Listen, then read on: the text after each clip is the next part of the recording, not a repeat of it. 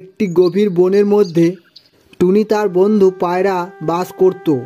আর তাদের পাশে থাকতো একটি শিয়াল এবং একটি হরিণ তাদের একটি বাচ্চাকে নিয়ে।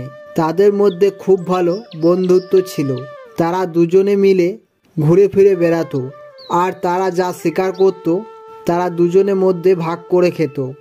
এই বনের মধ্যে একটি ঈগলের আম বাগান ছিল।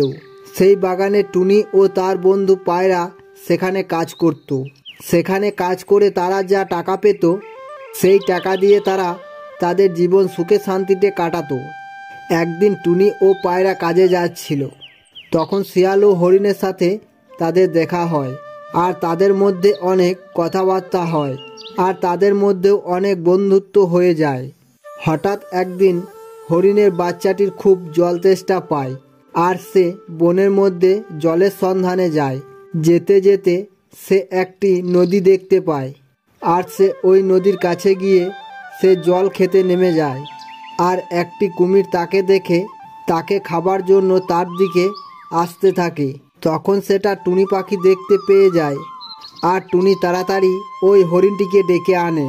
হরিণটি সেখানে এসে এসব দেখে বলে, টুনি, তুমি আমার বাচ্চাকে তোমার কাছে আগলে রেখো।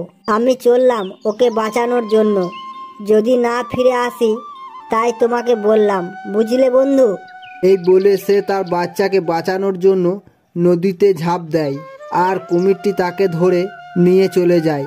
তখন হরিণের বাচ্চাটি বেঁচে যায়। তো বন্ধুরা, এই ভিডিওটি দ্বারা এটাই শিক্ষা পেলাম যে মা মাই হয়, মায়ের সাথে কোনো তুলনা হয় না।